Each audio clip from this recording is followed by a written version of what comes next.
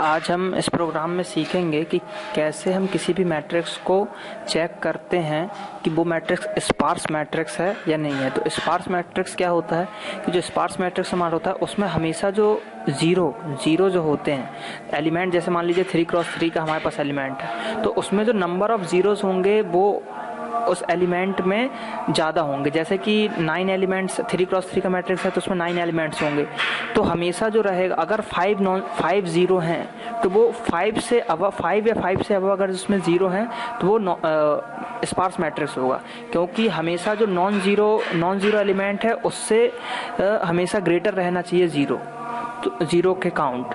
तो इस टाइप के जो भी मैट्रिक्स होते हैं उनको हम स्पार्स मैट्रिक्स कहते हैं। तो वो आज हम सीखेंगे सी प्रोग्रामिंग के थ्रू कैसे हम चेक करते हैं। तो हैज़ इंक्लूड studio.h ये हमारी हेडर फाइल है। देन हैज़ इंक्लूड conio.h ये भी एक हेडर फाइल है। देन void main ये हमारा मेन फंक्शन है, इसी मेन फंक्शन से किसी भी प्रोग्राम का एग्जीक्यूशन स्टार्ट होता है।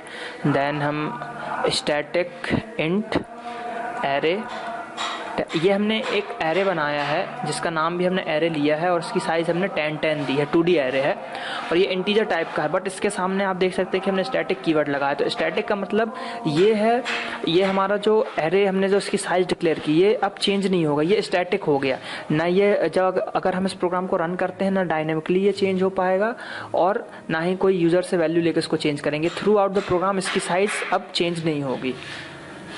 देन और सबसे पहले इस एरे को मेमोरी मिलेगी क्योंकि ये स्टैटिक है। देन इंट आई जे एम एन ये हमने 4 वेरिएबल बनाए इंटीजर टाइप के। देन इंट काउंटर भी हमने एक वेरिएबल बनाया जिसको हमने 0 असाइन करा दिया। देन CLR ये हमारे कंसोल को क्लियर करेगा। Then printf enter the order of the matrix, यहाँ पे हम मैट्रिक्स का ऑर्डर एंटर करा रहे हैं यूजर से। स्कैनफ फंक्शन का यूज करेंगे %d एड्रेस m और एड्रेस n। तो यहाँ पे हम m और n में उसका जो क्या कहते हैं ऑर्डर उसको हम ले रहे हैं। तो ये m फॉर हमने रो के लिए लिया है और n फॉर कॉलम के लिए लिया है।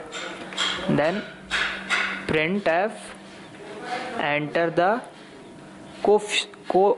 Coefficients of the matrix. तो यहाँ पे अब हम फॉर लूप लगाएंगे, पहला m तक हम चलाएंगे, मतलब m से लेस देन चलाएंगे क्योंकि एरे की इंडेक्सिंग 0 से होती है, प्लस आई।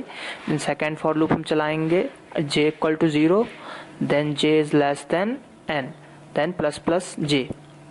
अब हम स्कैनफ कराएंगे %d array address of array I j. तो मतलब i की वैल्यू जब 0 होगी तो उस पर स्टोर हो जाएगा, j की वैल्यू 0 होगी तो उस पर भी कोई वैल्यू स्टोर हो जाएगी। इस टाइप से वो लूप चलते रहेगा। देन इफ, अब हम इफ कंडीशन दे रहे हैं कि if array I J equal to 0, अगर ऐसा है इनमें से किसी में भी अगर 0 है तो प्लस काउंट कर देगा, मतलब काउंट की वैल्यू को इंक्रीज करा देगा। अभी कितना है 0 है, अगर ये कंडीशन ट्रू होती है तो इसको क्या करा देगा वो 1। तो ये कंडीशन जितने बार ट्रू होगी उतनी बार काउंट की वैल्यू को इंक्रीमेंट हम कराते जाएंगे फॉर लूप के through.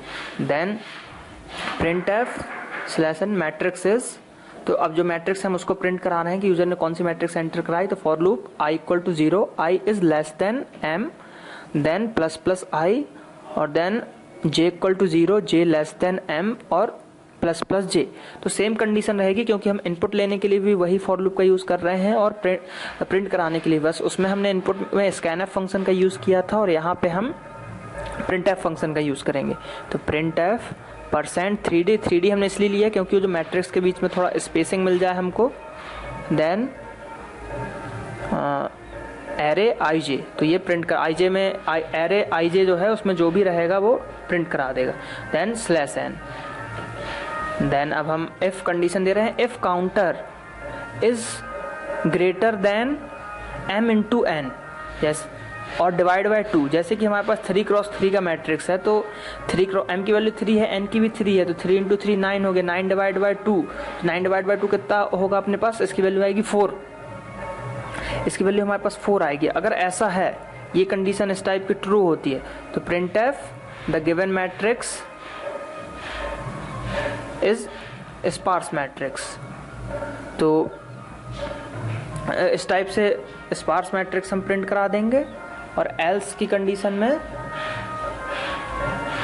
The given matrix is not a sparse matrix. तो हम एफ की कंडीशन को एक बार फिर से हम देख लेते हैं।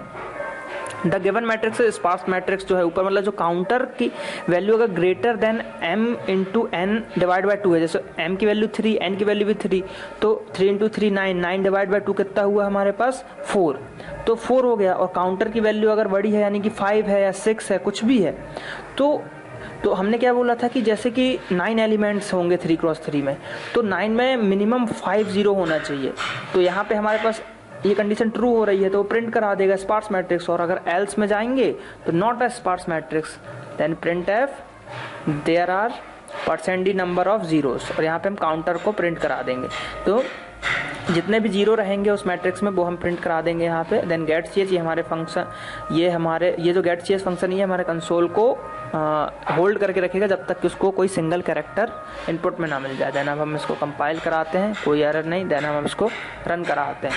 तो अब हम ऑर्डर को लेते हैं स्पार्स मैट्रिक्स का, जो मतलब जो भी मैट्रिक्स उसका ऑर्डर, जैसे 3x3 का एग्जाम्पल लिया था तो हम वही लेते हैं। अब हम इसमें देते हैं, जैसे 1 दिया, फिर हमने एक 0 दिया, फिर 2 0 दिए, फिर हमने 2 दिया, फिर 0 दिया, 3 0 हो गए, फिर 1, देन फिर 0 4 0 हो गए, देन 1 और देन 0।